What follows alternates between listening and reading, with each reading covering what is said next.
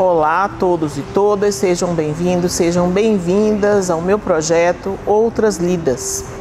A ideia é trazer um livro, O Ponto. Com este livro eu faço uma série de questões, apresento os aspectos mais importantes do livro, tento herculeamente não fazer spoiler, às vezes eu faço, então já peço desculpas. Depois o Contraponto, que é um livro da Biblioteca Celso Fernandes Patelli, um grande amigo que se foi, mas seu legado continua. E faço apontamentos. À medida que eu vou lendo o texto, à medida que eu vou pensando, eu vou articulando várias coisas. Na verdade, no Projeto Lidas você vai conhecer um pouco como eu penso, como eu leio, como eu estudo. Eu sou uma pessoa que estuda bastante, que gosto muito de ler, muito mesmo. Um dia eu ainda conto para vocês como é que foi minha jornada nessa história de aprender a ler. E aí eu trago um pouco disso, Assim, eu sei que talvez eu não seja um parâmetro comum, não sei, Mas eu gosto muito dessa leitura que faz vários cruzamentos. Então é isso que você vai encontrar aqui.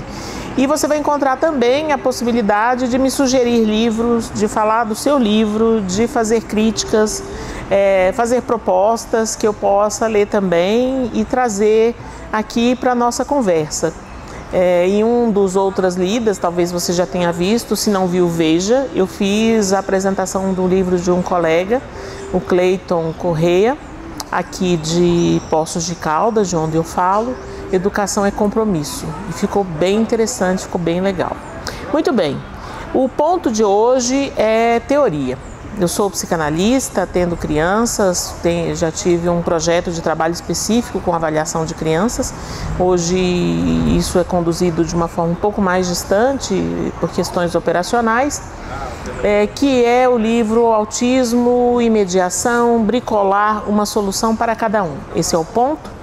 O Contraponto é uma obra da Biblioteca Celso Fernandes Patelli, o primeiro ano de vida, de René Arpad Spitz, e os apontamentos são muitos. Já eu conto para vocês. Então vamos começar pelo ponto, Então, esse é um livro que saiu pela editora Alê, de São Paulo, em 2021.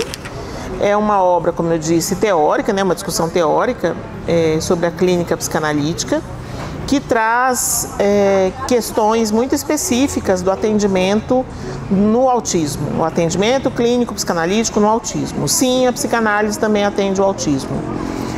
Sim, a psicanálise oferece uma lógica de discussão importante que, embora não tenha a mesma evidência, ela se faz evidente. Eu acho que talvez essa seja a melhor colocação, Desde que você a conheça. Então, a dificuldade da psicanálise é que, para poder entender a partir de qual ponto de vista ela parte, é preciso conhecer seus conceitos. O problema de conhecer os conceitos psicanalíticos é que eles não são didáticos, ou seja, para saber de um, você tem que saber de outros. Então, inevitavelmente, tem um espaço, vamos dizer assim, da angústia de não saber no estudo da psicanálise, em que a pessoa vai gradativamente se apropriando desses saberes junto com outras coisas. Aprender psicanálise não é só ler e estudar, é também sustentar uma clínica psicanalítica e é também suportar, eu acho que essa é uma palavra importante, todo o seu processo pessoal dentro de uma análise. Então não dá para se falar de psicanálise do lado de fora, só dá para falar de psicanálise se você entra, Então, entrando com a sua análise, com o estudo, com a clínica, é que se constrói a possibilidade de compreensão dessa teoria que tem esta característica. E isso não significa que é melhor nem pior que nenhuma outra. É uma outra forma de se pensar o humano. Muito bem. O subtítulo do livro, Bricolar, uma solução para cada um, traz uma série de aspectos importantes que demandam esse trabalho muito particularizado. O livro foi escrito por Isabelle Horrado, que é psicanalista em Nice, na França, é membro da Escola da Causa Freudiana e da Associação Mundial de Psicanálise, docente universitário na Côte d'Azur. O outro autor é Jean-Michel Vives, é psicanalista, membro da Association Insistance de Paris, do Corpo Freudiano da Escola de Psicanálise do Rio de Janeiro, é docente universitário na Universidade de Nice, também é dramaturgo e músico. O livro tem 2 grandes capítulos, ou a gente também pode chamar de 2 grandes partes. A primeira parte se chama do transido ao trânsito, colocar o objeto autístico em movimento, onde os autores apresentam desafios e as modalidades da mediação no campo do autismo. E o segundo grande capítulo, ou segunda parte, os autistas ouvem a si próprio. Estratégias de gestão do objeto voz pelo autista para acessar a fala, né? E é uma parte bem interessante que vai fazer discussões de vários jeitos que os autistas se articulam a essa questão da voz. A primeira coisa importante no livro é a própria definição de bricolar. Então a gente vai encontrar isso nas páginas 9 e 10, na definição de um antropólogo importantíssimo, Claude Lévi-Strauss, que no livro Pensamento Selvagem define: o bricolador está apto a executar um grande número de tarefas diversificadas. Porém, ao contrário do engenheiro, ele não subordina cada uma delas à obtenção de matérias-primas e de ferramentas concebidas e proporcionadas à medida do seu projeto. Seu universo instrumental é fechado e a regra do seu jogo é sempre arranjar-se com os meios que se tem à mão. Isto é, um conjunto finito, em todo e qualquer momento, de ferramentas e de materiais. Além disso, heteróclitos, porque a composição do conjunto não está em relação com o projeto do momento, nem, aliás, com nenhum projeto particular. Mas é o resultado contingente de todas as ocasiões que se apresentaram de renovar ou de enriquecer o estoque ou de alimentá-lo com os resíduos de construções e de destruições anteriores. O conjunto dos meios do bricolador não é, portanto, definível por um projeto, o que suporia, aliás, como para o engenheiro, a existência de conjuntos instrumentais em mesmo número que os gêneros de projetos, ao menos em teoria. Ele se define somente pela sua instrumentalidade, dito de outro modo, e para empregar a própria linguagem do bricolador, porque os elementos são recolhidos ou conservados em virtude do princípio de que isso ainda pode servir. Ora, o próprio do pensamento mítico, como da bricolagem no plano prático, é elaborar conjuntos estruturados, não diretamente com outros conjuntos estruturados, mas utilizando resíduos e cacos de acontecimentos, odds and ends, diria o inglês, ou em francês, de bribes et de morceaux, fragmentos e pedaços, testemunhas fósseis da história de um indivíduo, de uma sociedade. Então veja, a bricolagem, né, que em francês também se refere a essa ação de fim de semana, da gente arrumando as coisas da casa, com aquilo que a gente tem, né, é essa ideia de você conseguir enodar os restos, a arte de enodar os restos. Essa ideia de bricolar, essa ideia dessa bricolagem em que a arte, sim, a arte faz parte disso de uma maneira bastante precisa, né? Então, assim, os autores vão tentar trazer para nós a importância de tentarmos colocar de lado questões que estão sempre em pauta no autismo e que são, às vezes, becos sem saída, né? Por exemplo, o combate teórico ideológico, né? Sobre o melhor tratamento, a melhor medida. A discussão disso traz pouco ganho para as pessoas portadoras de autismo, né? Então, assim, também aqui nessa conversa com vocês, eu vou estar o tempo todo demarcando esse outro jeito de falar, né? Então, há o autismo, mas existe uma pessoa com autismo.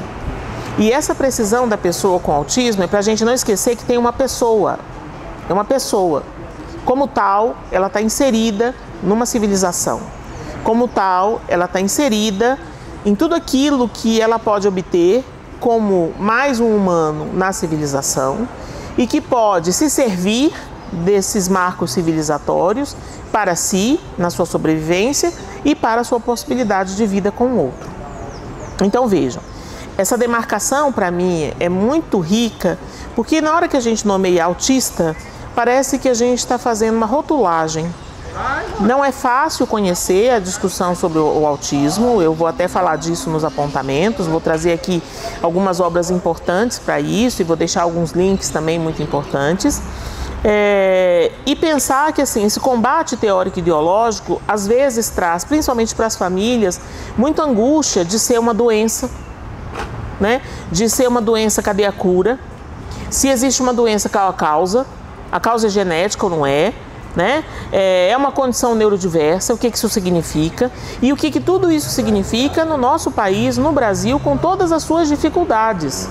Então, assim, há muitas discussões sobre autismo que não nos chegam porque nós temos um pouco empenho, vamos dizer, em trazer para as pessoas com autismo os marcos civilizatórios. Eu vejo muitas vezes situações em que parece não haver uma preocupação consistente com a alfabetização de pessoas com autismo. E eles precisam aprender a ler e escrever.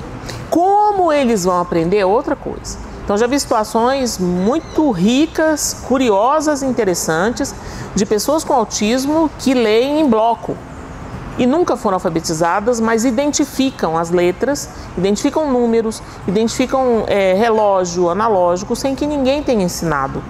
E isso pode ser aproveitado, que fazem às vezes blocos de fala de situações específicas, né? Trechos de letras de música. Então, assim, isso pode ser aproveitado para construir comunicação, para constituir fala e para constituir trânsitos possíveis dessa pessoa no mundo na conquista daquilo que falo muito em aulas, não lembro se já falei aqui em outras lidas ou mesmo lidas, daquilo que é necessário para todos nós, né, que eu chamo de kit sobrevivência. Todo mundo tem que saber cuidar de si, né, próprio corpo, a sua comida, a sua fome, o seu sono. Todo mundo tem que saber respeitar o corpo do outro. A gente não invade o corpo do outro, nem com palavras ofensivas, nem com violência física. A gente não invade o campo do outro. A gente sabe esperar. A gente espera, e às vezes a espera é tediosa, mas é necessário ter tédio. O tédio é o contrário da criatividade.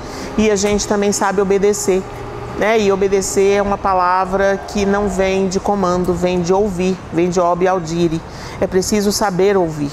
Então, essas 4 coisinhas tão simples são necessárias a vida inteira, né? Pense em uma pessoa idosa que não sabe esperar, ou que não sabe ouvir, ou que não sabe cuidar de si, ou que vai precisar do outro, né? Não tem nada a ver aqui com o nosso assunto, mas lembrei agora.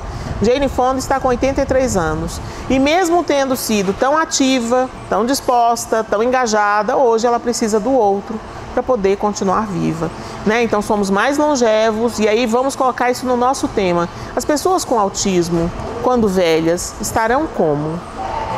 Né? Então vejam, se esse kit sobrevivência, como marco civilizatório, não fizer parte da pauta dos cuidados com uma pessoa com autismo, nós teremos muitos problemas. Aliás, já estamos tendo. Continuando no livro. Muito bem. A psicanálise é, para o autismo, uma das dimensões possíveis, pensando uma possibilidade de ser no mundo, na extrema singularidade de cada um e cada uma, com seu cada qual. E aí, se o autismo é o desafio da diversidade radical, bricolar vai ser essa engenhosidade do jeito que der. E ele começa, né, no primeiro, se eu dividir os dois grandes pedaços em partes, seria o primeiro capítulo, né? Então ele vai falar nesse primeiro capítulo, que se chama Léo, da melopeia ao esboço de uma fala, uma possibilidade de pensar como conduzir a uma melhora da posição de sujeito para o Léo, né? Não vou contar o caso, porque senão vai virar spoiler, mas posso dizer para vocês, né, que no autismo também há as formações do inconsciente, mas de uma maneira diferente, na forma de uma operacionalidade que é preciso elevar à categoria de sintoma. Para que isso aconteça e possa, como sintoma, ser tratado como simbólico de alguma questão inconsciente, que é como pensa a psicanálise, é preciso dar crédito a uma subjetividade possível.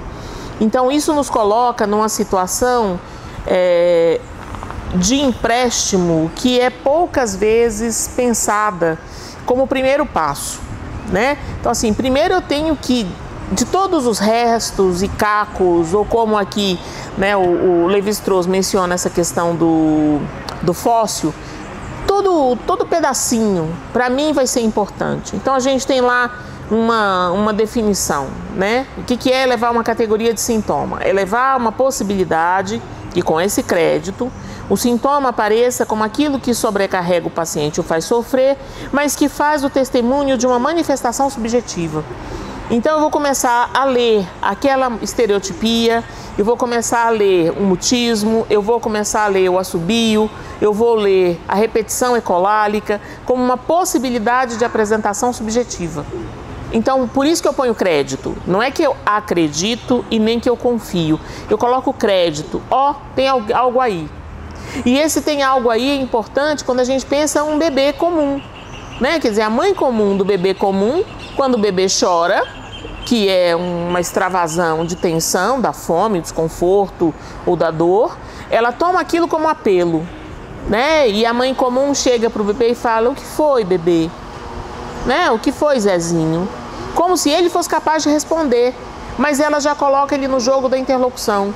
O que foi, e qualquer gesto que ele faça, ela já responde: mas a mamãe já chegou, eu já estou aqui, você deve estar com fome. Ou ela brinca com ele, fala: mas com fome de novo, né? Você comeu ainda agora, seu guloso, mas vamos lá, vamos começar de novo. E ela vai conversando com ele como se ele já fosse capaz de participar da conversa, né? Então vejam, esse crédito é muito importante, essa aposta não anônima, porque ela não pode ser teórica, ela não é da ordem isenta de um envolvimento dessa mãe com seu bebê, né? Então eu vou depois falar disso no contraponto.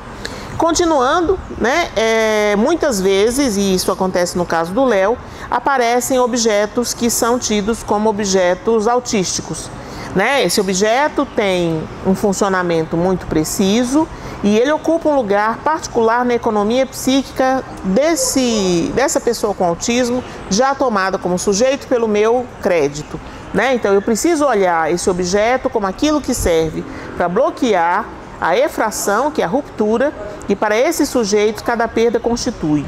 É um objeto objetos quaisquer, que são base de proteção para tentar colocar-se a salvo de um mundo percebido como caótico, né? Então, assim, fazendo uma muito breve passagem por uma discussão importante, né, dentro do desenvolvimento neuropsicomotor, um dos aprendizados a serem conquistados, né, é da ordem da conquista mesmo, tem um trabalho do bebê sobre isso, em termos cerebrais, é de fazer a separação entre aquilo que é variante e o que é invariante. Então, há muitas coisas no mundo que são invariantes, né? O movimento do ventilador, o piscar de determinadas luzes, o barulho do interruptor da lâmpada e que aí faz em seguida acender a luz, né? Mas quando se trata do humano com humano, isso é da ordem dos variantes. E às vezes lidar com os variantes, ou seja, de onde que vem o barulho, que hora que vai me pegar, que hora que vai acontecer, que hora que vai me chamar, né? Pode ser que isso seja difícil de articular, elaborar e sistematizar para que haja uma representação daquilo. Então, o nosso cérebro, a partir das ações que vão acontecendo, né, por isso que é desenvolvimento neuropsicomotor, o motor está implicado em todo o trabalho da maturação do sistema nervoso central para produzir o psiquismo, que são as representações, as ideias, né? Então, se a gente pudesse alterar, né, o desenvolvimento ficaria melhor como neuromotor psíquico, né? Mas ele é neuropsicomotor, até porque essas coisas, depois que as primeiras representações se montam, o próprio psiquismo vai construindo outras ações e vai retroagindo para a própria maturação do sistema nervoso central numa dimensão complexa, né? Por isso, faço uma notinha de rodapé, minha crítica eterna a essa ideia de neurodesenvolvimento. A gente não só desenvolve neurologicamente, e há dimensões do psiquismo que estão muito além das nossas questões neurológicas. Podemos até bater papo sobre isso num outro projeto. Mas enfim, percebe-se que, né, sendo pervasivo, e aí pervasivo é um neologismo, mas para mim é a palavra mais interessante nessa discussão da pessoa com autismo e do autismo, aquilo que é um desenvolvimento diferente desde o início. Há uma dificuldade na elaboração e na representabilidade dessas variantes, ou seja, o encontro com o outro é um encontro que traz muitas dificuldades. né, da ordem de uma invasão, de uma intrusão. E uma tendência, então, é evitar isso. Mas pensem, se o contato com o outro, né, pensando lá aquela mãe comum, com bebê comum que chorou, que ela veio e nomeia, ele é no mínimo 8 vezes por dia, um bebê no mínimo, né? Ele é constante, ele é necessário para a sobrevivência da criança. Nós estamos dizendo aí de uma situação que vai criar uma série de impasses. Então, a alteração qualitativa na interação com outros humanos, ela é algo inicial, que pode demorar a aparecer de uma maneira consistente, percebida, mas é o aspecto mais importante e é pervasivo, né? Então, se eu tenho desde o início da vida essa apresentação qualitativamente diferente, né? Qualitativo, pensa em qualitativo, uma letra que é um holograma passando monstruoso. Por quê? Porque não é quantitativo. É um dos grandes equívocos da Classificação Internacional das Doenças para o transtorno do espectro do autismo, porque quantidade e qualidade, óbvio, são diferentes e isso tem consequências muito diferentes, né? Também isso é para outro momento.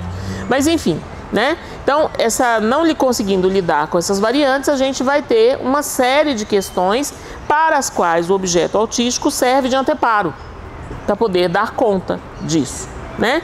Então, esse sintoma com dupla função, que eu já mencionei, né, que de um lado faz um fechamento, do outro protege, precisa ser pensado, precisa ser compreendido. E aí o capítulo faz um relato das sessões com o Léo, né? Que começam com nenhuma possibilidade de acesso ao menino, até alguma entrada possível, algum acesso possível. Recomendo a vocês lerem, principalmente as pessoas que atuam clinicamente, assim, é bem descrito, de uma maneira bastante delicada e fina, né? Então dá pra gente aprender bastante com essa discussão. O segundo item, capítulo, sei lá, vamos chamar de capítulo, acho que fica legal, vou chamar de grandes partes e capítulo. Da iteração à entrada em circuito, a questão do objeto. Aqui ele vai trabalhar a questão da diferença entre repetição comum, vamos dizer, e a repetição por iteração. E vai trabalhar a questão das estereotipias, vai apresentar a repetição como necessária ao processo do aprendizado comum, mas ele vai trazer para nós que, às vezes, a forma como isso acontece, principalmente a forma como as pessoas com autismo repetem, se apresenta de uma maneira que não permite aprendizado, porque ela é iterativa. Então é como se saísse de um ponto e voltasse exatamente ao mesmo ponto, né? Não permitindo nenhuma estratégia, né? Ele vai nas páginas 36, 37, deixa eu ver aqui o que eu anotei. Ele vai fazer uma discussão de que é como se a iteração ela fosse coercitiva, a pessoa com autismo ficasse obrigada a essa repetição. Ele faz uma longa explicação do que como se constitui a iteração, passando inclusive por fórmulas matemáticas, como a sequência de Fibonacci, que eu recomendo vocês compreenderem lá, né? E vai dizer que muitas vezes a pessoa com autismo fica presa nessa iteração na tentativa de estabelecimento de uma borda onde consegue se fechar, né? Então ele diz na página 43, a iteração torna seguro um mundo experimentado, simultaneamente como caótico e inquietante. A iteração estrutura o mundo para que ele seja não inconstante e inesperado, mas estável e previsível, com o estabelecimento de uma borda protetora ali onde a estabilidade da imagem do corpo parece faltar. E aí ele faz uma discussão muito importante, não é um apontamento, né, quer dizer, uma referência teórica, a discussão do estádio do espelho, texto apresentado por Lacan, no livro Os Escritos, livro Escritos, não chamou Os Escritos, chama Escritos, onde ele vai dizer que entre mais ou menos 6 meses e 1 ano e meio, a criança constitui o eu como uma instância que se organiza fechando uma gestalt, né? Então é como se sempre nomeado pelo outro, né? Chega um determinado momento que a criança consegue se identificar com essa imagem que diz dela, né? E aí, a partir dessa imagem, é como se fosse, isso sou eu, né? eu brinco às vezes em aula, quando eu trabalho esse texto do Estádio do Espelho, é como se a criança tivesse ali, né, o bebê até mais ou menos 6 meses, e é importante os 6 meses, porque existe uma maturação do sistema nervoso central, né, 5, 6 meses. Quando a gente fala de desenvolvimento, isso nunca é aniversárico, né, mas assim, mais ou menos por ali, 5, 6 meses. É aquela idade que você pega o bebê, põe no centro da cama de casal e vai fazer xixi sossegada, que ele não vai sair dali para lado nenhum. Ele vai ficar ali, no máximo ele cai de lado. E logo passa essa fase e ali o bebê já se arrasta e aí você de novo não tem sossego, mas faz parte. Enfim, então esse momento em que o lado direito do cérebro passa a coordenar o lado esquerdo do corpo e o contrário, o lado esquerdo do cérebro e o lado direito do corpo, em que as sinapses se cruzam e vão fazer essa possibilidade do assentamento e dessa constituição do fechamento centralizado, né? Então esse momento, ele que é, vamos dizer assim, neurodesenvolvimental, ele também é um momento que a criança começa a recolher, ó, estão falando comigo, o que é o migo?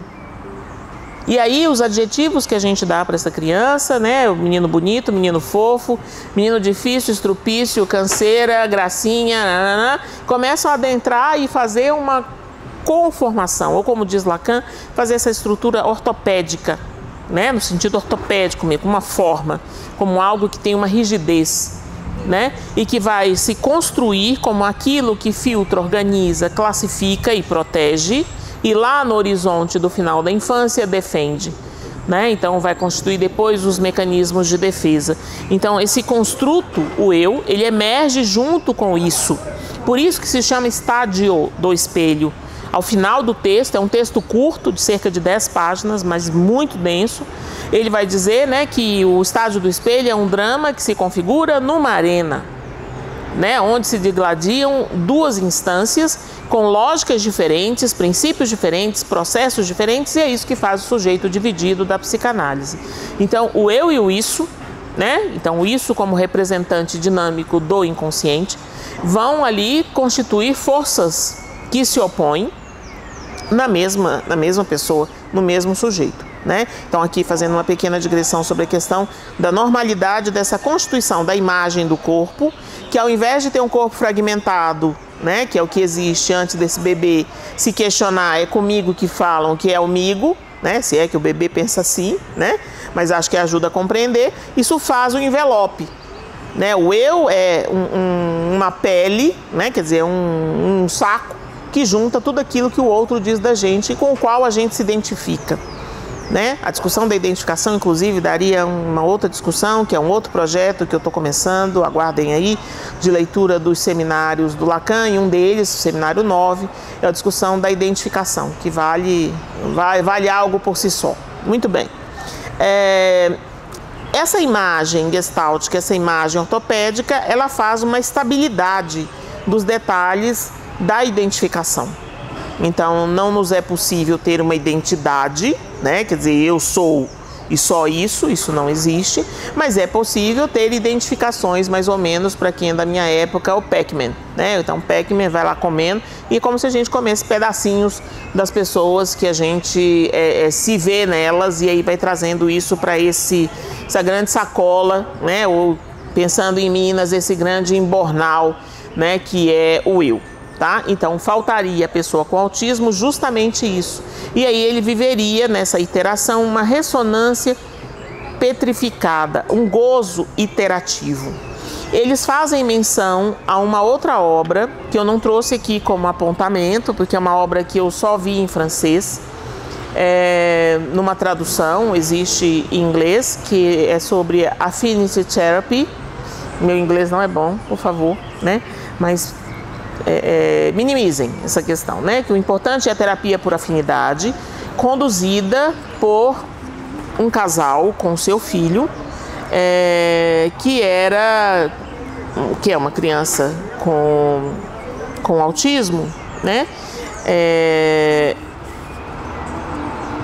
Os pais se chamam Ron e Cornélia Susskind e tinham 2 filhos, o Walter e o Owen.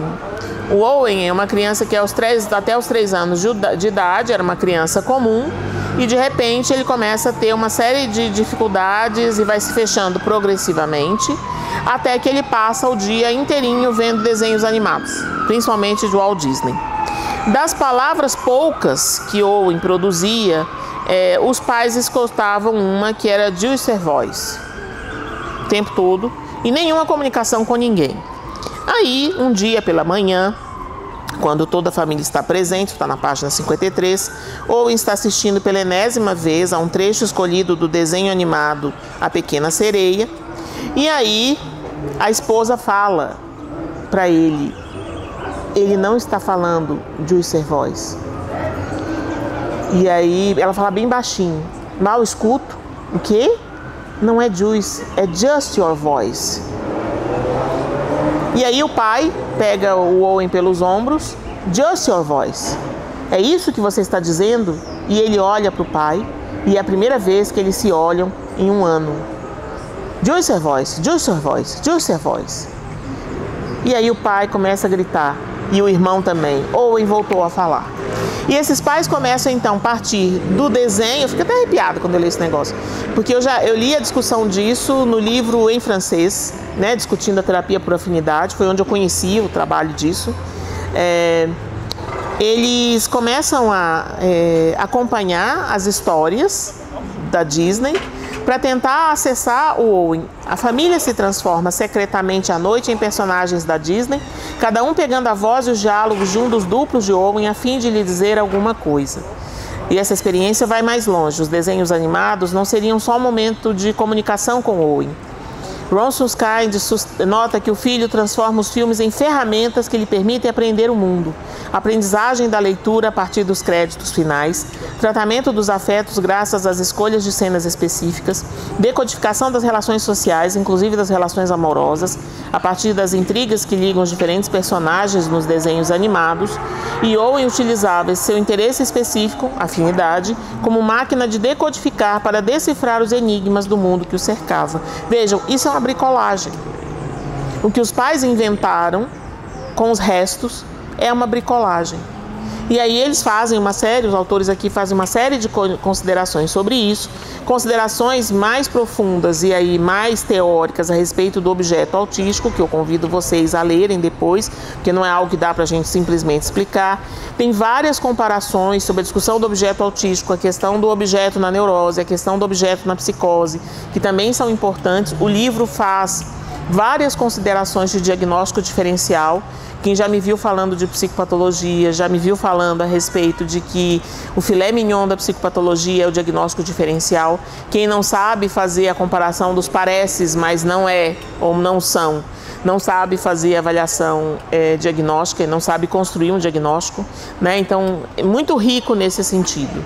O terceiro capítulo vai falar do acolhimento da singularidade no atendimento em grupo, e vai acompanhar a situação de um outro menino de 8 anos, Baptiste, e vai contar como é que esse menino foi acolhido num grupo de trabalho, né? E como isso foi trabalhado como mediação no grupo. Então, eles mencionam aqui na página 73, da iteração a uma entrada em circuito disso que constitui o objeto autístico, passando por um objeto de mediação, Baptiste tenta se construir um corpo que aguente. Então ele começa com brincadeiras, com lenços de papel, que depois o grupo começa a viver com ele, isso na forma de fantoches, e a partir dessas duas dimensões isso vai constituindo possibilidades dele estar no grupo, de obedecer regras e fazer outras possibilidades. Na parte 2, né, que é a parte que vai já discutir essa possibilidade dos autistas ouvem a si próprios, a gente vai ter várias apresentações de que voz é essa. Não raro a gente encontra nas pessoas com autismo essa situação em que a voz tem uma outra qualidade, a voz tem uma outra utilidade, a voz é uma outra coisa. Por isso que o subtítulo são as estratégias de gestão do objeto voz implementadas pelo autista ou da pessoa com autismo para acessar a fala. Começa fazendo nessa apresentação a importância desse olhar delicado e singular do clínico para aquilo que ele vai escutar. Então, eu chamaria aqui o desafio do clínico com a pessoa com autismo. Saber captar o que se diz naquilo que se ouve. Então, não raro, a pessoa com autismo apresenta transtornos da linguagem, né? E transtornos qualitativos. Às vezes, a fala até está constituída, mas se apresenta de uma maneira diferente. Então, é preciso conhecer isso. É preciso se envolver com isso. Também não é objeto agora da gente pensar, também não está nos apontamentos, mas existe um livro muito legal, Jean-Claude Maleval, também francês, O Autista e a Voz, né? Então, que fica para um outro momento, fica para o ano que vem. Muito bem. Na página 88, aí ele faz várias colocações sobre a questão da voz, o lugar da fala, o lugar do timbre. Tem várias colocações importantes a respeito, a importância desse lugar na pessoa com autismo, de uma voz que não se apresenta como oferecimento, como endereçamento ao outro. Então parece que não consegue se apropriar disso como esse encontro, tanto no sentido de representação psíquica entre as palavras, das palavras entre si, quanto trazendo o outro para essa construção, né? Aí vai trabalhar a questão do timbre, vai trabalhar a questão dos autistas que não falam, né? Porque é o jeito que está aqui, embora eu esteja aí privilegiando pessoas com autismo, eles vão utilizar, né, a frase autistas que não falam. E nas páginas 103 a 106, eles vão mencionar uma pessoa com autismo que se chama Birger Zelling. Ele é de Berlim, nascido em 1º de fevereiro de 1973. Birger Zelling parou de falar aos 2 anos de idade, embora suas reações ao longo de toda a infância e adolescência provem que ele se comunica com seu entorno, ele não pronuncia a menor palavra sequer, evitando desse modo todo e qualquer ato de fala. É só aos 17 anos que ele vai poder se expressar graças a uma proposta audaciosa, utilizar o teclado de um computador. E aí está o que muito rapidamente ele consegue produzir. E a primeira frase dele é show. Por dentro somos adultos e eficazes mesmo sem fala. Nós, os seres em caixas, conseguimos compreender todas as insanidades que são ditas. Não é show isso? Né? Essa ideia de que sim, tem alguém aí. Tem alguém aí que tem uma diferença radical, que nos exige uma radicalidade de acesso. Para conseguir fazer o uso do teclado, né, de um computador, ele não consegue fazer com a própria mão. Ele precisa da mão de outra pessoa. No início, a mãe empresta essa mão para que ele possa fazer isso. Com o passar do tempo, ele conseguiu utilizar a mão de outras pessoas e, mais especialmente, um educador que se chama Danckwerth. Né? Então, com ele, né, e ele menciona isso num determinado momento, ontem à noite, pela primeira vez, escrevi com Danckwerth, como com você, foi maravilhoso de verdade. Ele escreve sem pontuação, né? Então, assim, quando eu pontuo, não é bem assim o jeito que ele escreve. E tem várias frases interessantes, né? É interessante achar, né? Eu achei em PDF uma referência, mas não dá para enviar, né? Porque aí já fere a Lei Geral de Proteção de Dados. Uma alma prisioneira, uma edição francesa de 1994. E ele fala que a escrita é uma ajuda formidável para esse labirinto nauseante. Um ser mudo também quer se articular, ele também tem direito à linguagem. E por aí vai, né? Essas condições de mensagens ao povo do mundo da superfície, como diz o Birger Zelling, né? Uma outra menção que ele faz, também achei muito interessante, né? Canto essa canção das profundezas do inferno e convoco todos os mudos desse mundo, fazei dessa canção o vosso canto, fazei derreter vossas paredes de gelo e recusai serdes excluídos. Então, aí tem uma dimensão assim, né? Há algo aí desse universo das pessoas com autismo que precisa ser acatado. Eu diria acatado antes de pensarmos qualquer outra palavra de respeito, cuidado, mas acatado. Ele existe, né? E ele existe de uma maneira muito bem demarcada.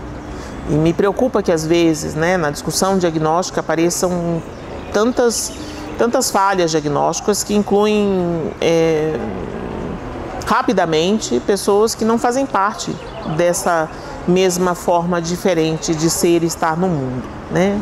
Também isso dá outra conversa.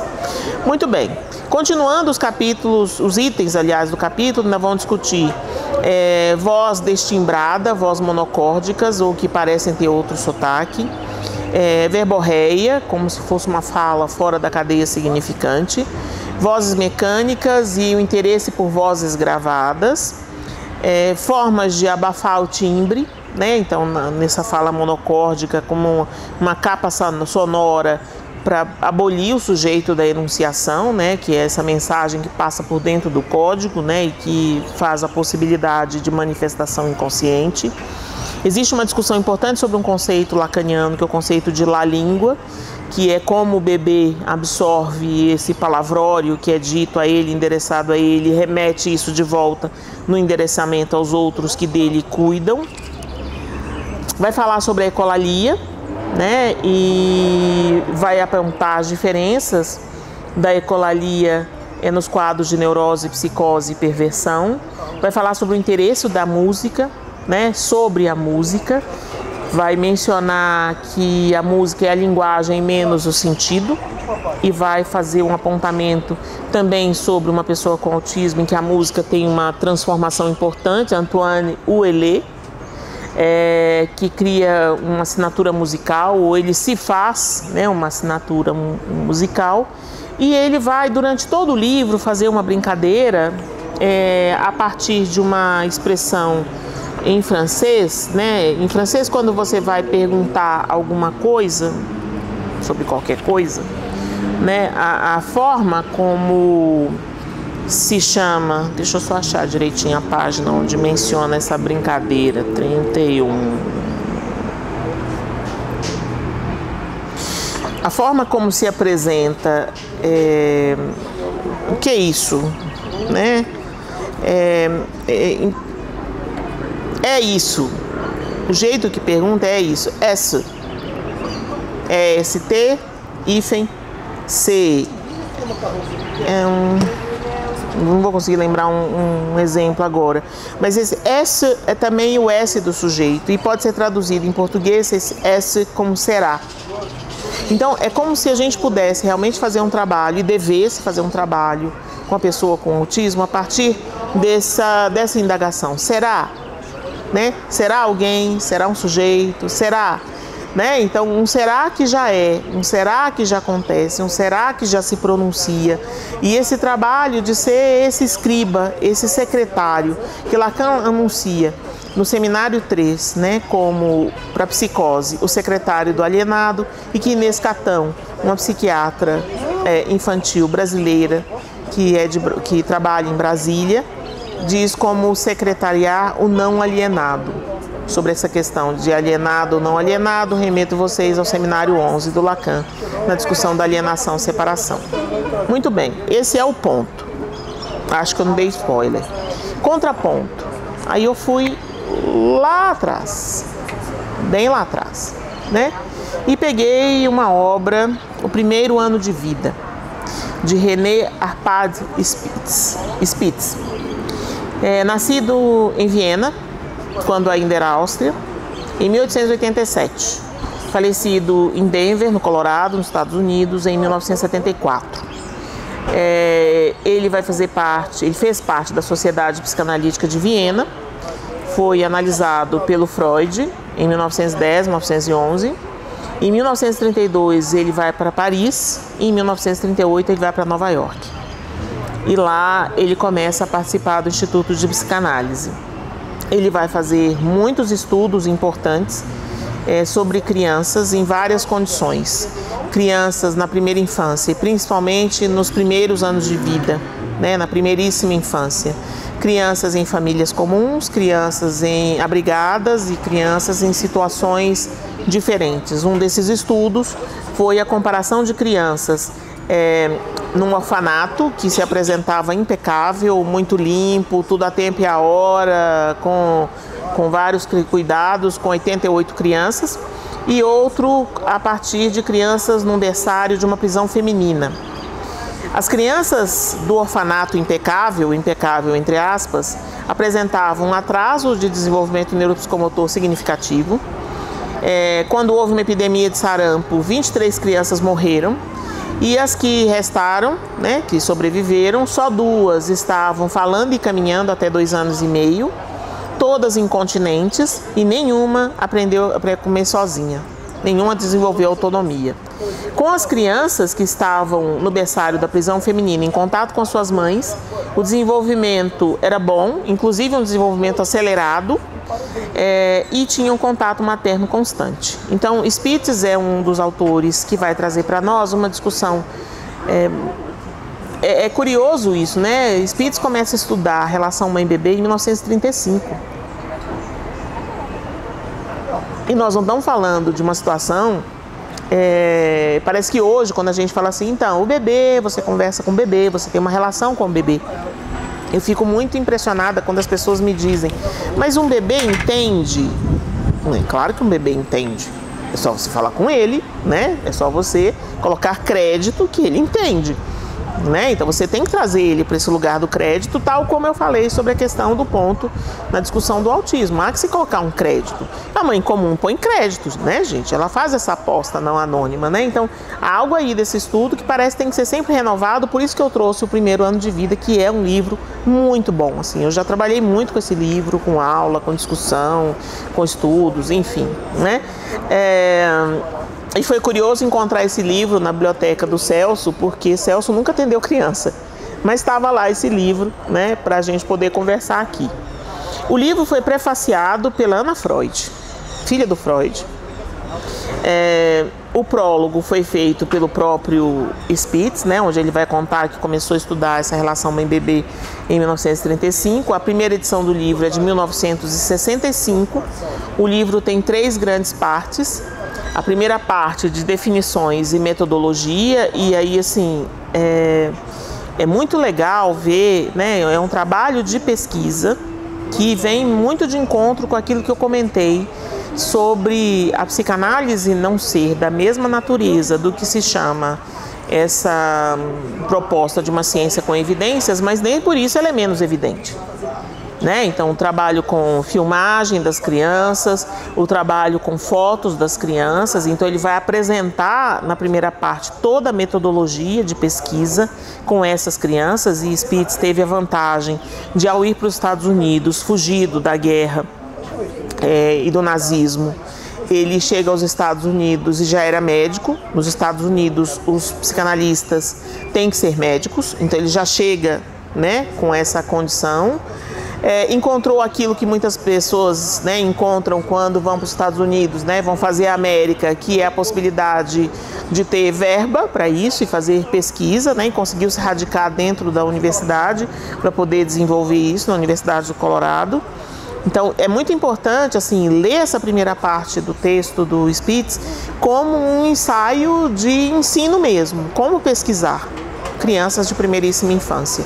O segundo aspecto importante, né, o segundo capítulo, a constituição do objeto libidinal, porque Spitz parte da ideia de um início de vida, de uma indiferenciação mãe-bebê, né, e do bebê numa condição indiferenciada, em que gradativamente ele vai constituindo essa possibilidade de diferenciação. Nessa segunda parte tem um capítulo que eu já trabalhei também muitas vezes, que é o capítulo 4, a origem da percepção. Esse capítulo é extremamente importante para compreender tudo aquilo que a gente pode articular lá com a discussão do estádio do espelho, essa construção da percepção como um aspecto primordial do eu. O eu é aquilo que percebe, né? Na sua porção consciente e pré-consciente é o que percebe. Então, recomendo a vocês, se não lerem o livro todo do Spitz, o capítulo 4 é essencial. E aí, o terceiro capítulo, a patologia das relações objetais, que vai fazer apontamentos sobre crianças em que esse contato com o outro, de alguma forma, foi perturbado, né? Lembrei agora de um apontamento, depois vou até colocar aqui, não tinha colocado, mas lembrei agora, né? Porque aí vou lembrando de um tanto de coisa. Como eu falo para vocês que eu leio muito, né? Tem um artigo numa coletânea do Instituto Langage que se chama O Bebê e as Palavras, e um texto, um capítulo, né, que é uma coletânea que eu tive o prazer de traduzir, que é de uma autora que se chama Catherine Saint-Georges, uma autora francesa que vai discutir os problemas de circuito, algo do circuito, né, da criança com o outro que dela cuida parece se curto-circuitar, né? E é muito importante essa concepção para não ficar preso numa ideia de a culpa de quem, onde que está errado. Não, é algo do encontro mesmo que se produziu assim e que é preciso acatar e lidar com isso. Muito bem, especificamente, né, sobre essa dimensão ainda da psicanálise, né, porque aí eu venho falando autismo, psicanálise e tal, eu queria só fazer uma pequena leitura do último parágrafo da apresentação de uma obra que vocês encontram lá no Lidas, né? Porque aí é de outra construção, né?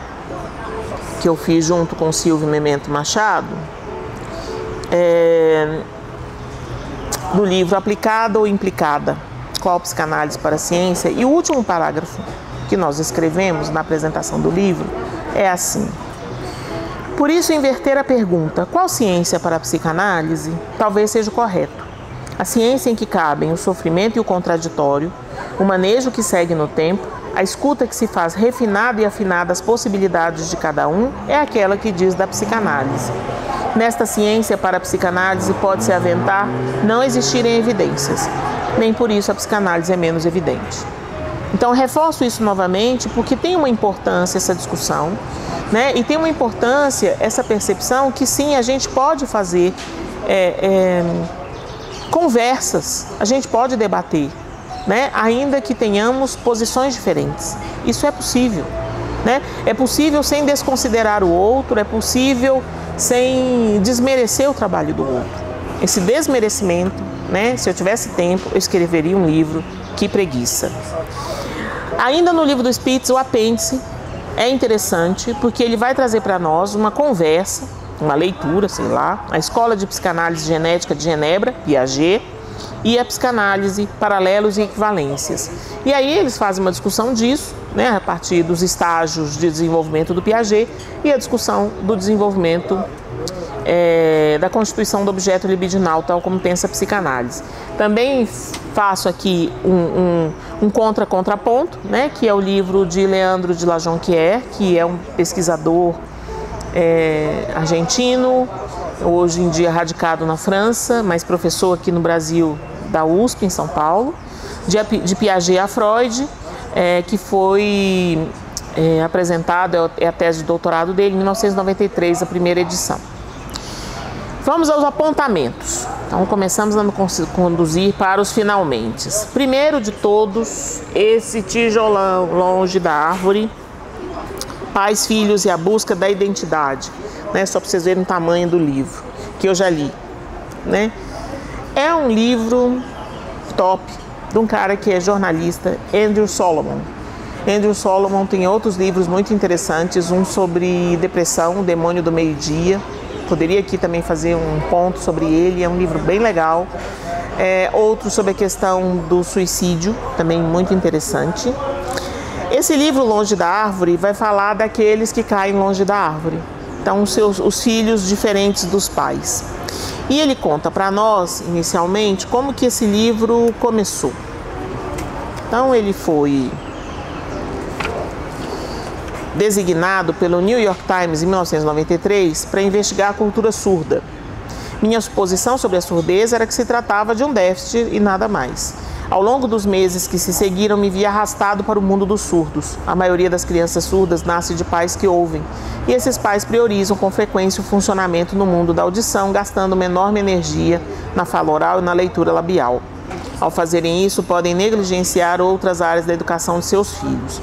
E aí ele começa a estudar, né, essa cultura surda e vai descobrir muitas coisas, como universidades para surdos, como questões sobre oralizar ou não oralizar as crianças. E uma questão também bastante importante, à medida que vão sendo descobertas causas da surdez, a quantidade de pessoas surdas também começa a diminuir.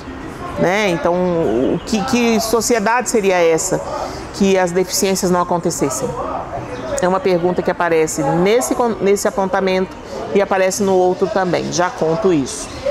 O livro tem, né, desses Longe da Árvore, começa o primeiro capítulo, Filho, onde ele vai discutir essa questão da filiação. O segundo, Surdos. Terceiro, Anões. 4, Síndrome de Down. 5, Autismo. 6, Esquizofrenia. 7, Deficiência. 8, Prodígios. 9, Estupro, Filhos de Estupro. 10, Crime, Filhos Criminosos. 11, Filhos Transgêneros. E finalmente, Pai, que é uma questão dele, né? Andrew Solomon é homossexual, se casa com outro homem e este outro homem quer ter filhos.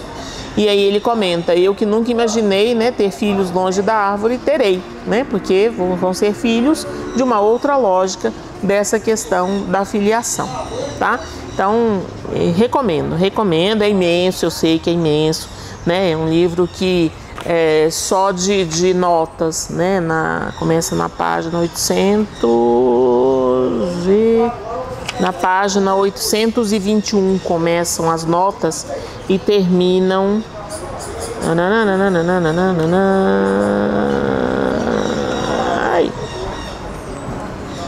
e vão terminar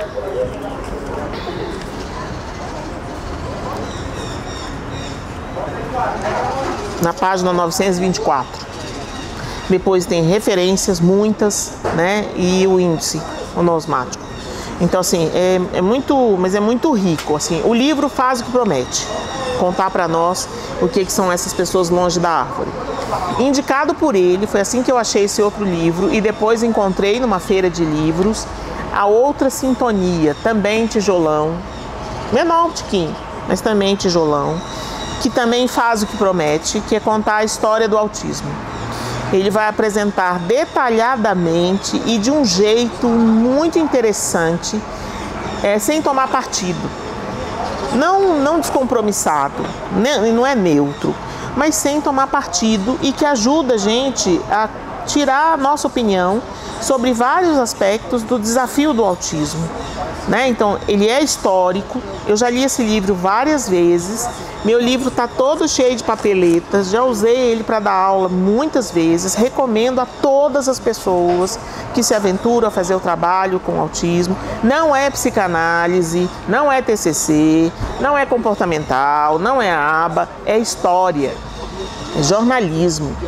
É muito bom. A Outra Sintonia, a História do Autismo, da Companhia das Letras. É um livro excelente. É um livro que, assim, vale o mergulho várias vezes. Eu também já li esse livro mais de uma vez. Li inteiro uma vez, né? Como geralmente eu faço com as coisas que eu leio, né? Quer dizer, e aí leio ali mergulhando, me afogando na leitura, e depois eu volto, leio pedaços, e aí depois comecei a ler para dar aula e estudar e escrever. Vale a pena, e ele nos ajuda a fazer uma discussão importantíssima em relação ao posicionamento político. De tudo que eu já li sobre autismo, de tudo que eu sei, porque eu sei bastante sobre esse tema, né, eu tenho hoje um posicionamento político. Eu não dou laudo de autismo para ninguém. Eu faço um relatório discutindo o atraso da criança ou a inviabilidade daquela criança porque ela não tem kit de sobrevivência, ou os aspectos ruins de uma vida inicial com muitos percalços. Por quê? Porque aquilo que está atrasado a gente adianta, aquilo que está inviável a gente viabiliza, e aquilo que está ruim a gente facilita. Né? Então não faço por quê? Porque é muito delicado e pode vir como uma sentença, coisa que eu falo lá no Lidas, na organização do livro Autismo.s, Autismos, né? Olhares e Questões, onde eu indico que não se pode fazer um diagnóstico nem tão cedo nem tão tarde. Recomendo a vocês olharem isso lá no Lidas. O outro apontamento é um livro de Paulina Schmidt-Bauer Rocha, de Recife, a partir do Centro de Pesquisa em Psicanálise e Linguagem. O livro fez parte de uma coletânea da Biblioteca de Psicopatologia Fundamental. Psicopatologia fundamental foi um conceito estabelecido por um psicanalista já falecido que eu tive como professor no doutorado na PUC São Paulo, Manuel Tosta Berlink, que era o editor da editora Escuta, que ainda existe, né, em São Paulo. E nesse livro, Autismos, sem pontinho, sem nada, a gente encontra a tradução do Kanner. Que eu saiba, só tem essa. Em livro, só tem essa. Né? E muitas vezes eu falo com as pessoas que dizem, eu trabalho com pessoas com autistas, né? E eu sempre falo, você já leu o texto do Kanner? E muitas vezes não leram. É preciso ler o texto do Kanner. Há pouco tempo atrás, uns 2, 3 meses atrás, sei lá, fiz um estudo bem detalhado de todos os casos do Kanner, os 11 casos, né? Fiz uma tabela com as questões, as condições, as apresentações como estudo clínico. A descrição dos casos é perfeita, né? Como estudo clínico. Fui atrás de todo o follow-up dos casos. Achei na internet várias descrições sobre os casos, né? Os 8 meninos e 3 meninas. E isso me ajudou muito a compreender do que o Kanner estava falando. Né? Fiz a mesma coisa com o texto do Asperger, que também no Brasil existe a tradução em 3 volumes da Revista de Psicopatologia Fundamental. Então, curiosamente, psicanalistas traduziram tanto o texto do Kanner quanto do Asperger, né? Eu acho isso muito interessante. Que também pergunto para as pessoas, você já leu o Asperger? Não, falei, então leia. Né? Eu vou mandar o link para vocês aqui, né? Para vocês depois leiam, né? Assim, conheçam isso de perto e tirem suas próprias conclusões a respeito disso, porque isso é importante, né? E além do texto do Kanner traduzido nessa obra organizada pela Paulina Rocha, vocês vão encontrar várias discussões que sustentam o autismo como uma pluralidade diversa. O outro apontamento é a distinção do autismo do casal Rosine e Robert Lefort, psicanalistas franceses, em que a gente vai encontrar uma fala direta sobre o autismo ser uma quarta estrutura. A discussão da quarta estrutura é controversa. Muitas vezes em psicanálise o autismo é pensado junto do grupo das psicoses, mas há aqueles, como Rosine e Robert Lefort, com os quais eu concordo, que falam da quarta estrutura. E nessa definição da quarta estrutura, vocês encontram informações sobre isso de uma maneira também consistente no livro que eu falei ainda há pouco, organizado por mim, Autismos, Olhares e Questões, de 2022, lá no Lidas, também da editora Apres. Vamos fazer uma discussão sobre a elisão como mecanismo de funcionamento psíquico para as pessoas com autismo. Vamos fazer análise de biografias de autistas e vamos fazer reflexões sobre uma outra obra deles que se chama Nascimento do Outro, só que é outro com O maiúsculo. Para quem estuda psicanálise lacaniana, principalmente, sabe que o grande outro é esse outro da função. Finalmente, né, dentro dessa apresentação de obras de apontamentos, temos de Eric Lohan, A Batalha do Autismo, da clínica à política,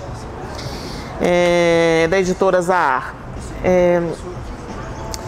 Por que ele fala de política? Porque sim, porque o ser humano tem posicionamento político. E ao trazer isso, ele vai fazer, além de várias discussões, de tudo aquilo que eu falei antes, a controvérsia das brigas teóricas, ideológicas, das discussões quem é melhor, quem é pior, etc. e tal, ele faz um apontamento sobre o Manual Diagnóstico e Estatístico das Doenças Mentais, do DSM, que é um documento norte-americano só sobre transtornos mentais. Na página 174, ele vai dizer que o DSM ele tem uma função importante de ser o documento em que se baseiam as judicializações de transtornos mentais. Então, nos Estados Unidos, que são um país rico, mas não são um país desenvolvido, porque país desenvolvido tem política pública de qualidade, né? Critiquem-me ou não há problema. Você precisa entrar na justiça para solicitar subvenção, né, verba ou algum apoio financeiro se você tiver uma condição que te impossibilite de se virar sozinho, né? E aí ele fala no último parágrafo da página 174 e um pedacinho da 175. Ora, depois dele descrever o DSM-4, o DSM-5 e os critérios do autismo em cada época. DSM-4 de 1992, 92, por aí. DSM-5 2013. Ora, lembremos que o diagnóstico tem valor legal para dar acesso aos auxílios e aos programas especialmente reservados aos sujeitos autistas. F. Volkmar, da Universidade de Yale, calculou que no conjunto das categorias do espectro, somente 45% dos sujeitos qualificados como autistas no DSM-4 conservarão esse diagnóstico no DSM-5. Quanto à categoria específica da síndrome de Asperger, que desaparece, no DSM-5, serão 75% dos sujeitos que doravante não serão mais qualificados como tais. Dr. Volkmar teme que essa deflação limite o acesso das pessoas afetadas aos programas capazes de ajudá-las. Sem um diagnóstico de Asperger, porque não existe mais, uma criança deixa de poder ter acesso aos auxílios especiais que possibilitam sua integração em programas de ensino geral. Ficará da porta para fora por puro arbítrio classificatório. Ou seja, Lohan faz uma crítica aqui política muito séria, que talvez, os níveis de suporte descritos pela classificação do DSM-5 para o autismo ou para o transtorno do espectro autista tenham uma intenção mais econômica do que diagnóstica. Porque se alguém tiver condições que não requerem suporte por causa do transtorno, ainda que sejam vulneráveis financeiramente, não terão acesso a apoio financeiro. Isso é muito delicado. Uma outra questão também dentro de um posicionamento político, da minha parte, o DSM-5 não é o documento que a gente usa para pensar as questões brasileiras, porque ele é um documento norte-americano. O que a gente deve usar é a CID-11, Classificação Internacional das Doenças, que apareceu já no site como apresentação em 18 de junho de 2018, foi adotada pela Organização Mundial de Saúde em 1º de janeiro de 2022, para implementação em 3 anos e terá que ser adotada por todos e todas do mundo que estão afiliados à Organização Mundial de Saúde a partir de 1º de janeiro de 2025. E vejo que as pessoas estão usando ainda CID-10 e não estão estudando CID-11, Então, assim, deixo aqui esse apontamento também, Ao final do livro, no início do livro, e por que eu escolhi esse livro para fechar a nossa conversa, na página 19, no livro do Lohan, a gente tem essa pequena frase. A pedra angular dessa batalha contra o autismo, a batalha do autismo, que em 2012 foi quando isso apareceu lá na França, e aí chega no Brasil de uma maneira mais potente aqui no final da pandemia 2020-2023, a pedra angular dessa batalha consiste em permitir que cada criança elabore com seus pais um caminho próprio e prossiga nele na idade adulta. Então, assim, temos muito trabalho, temos muita leitura, temos muita conversa. Eu espero você nos outros momentos desse projeto, outras lidas. Espero que você tenha gostado, que você participe do canal, que você divulgue, compartilhe, que você leia outra sintonia e depois você me conta o que você achou, que você, tocado pela outra sintonia, leia Longe da Árvore, No mínimo isso. Psicanálise você lê se você quiser, se você tiver interesse e tal, mas esses dois, são livros de vida, Tem coisas que a gente lê porque faz parte da vida, igual Machado de Assis, Clarice Lispector, e Jorge Amado. Espero vocês, todos e todas, da próxima vez. Tudo de bom.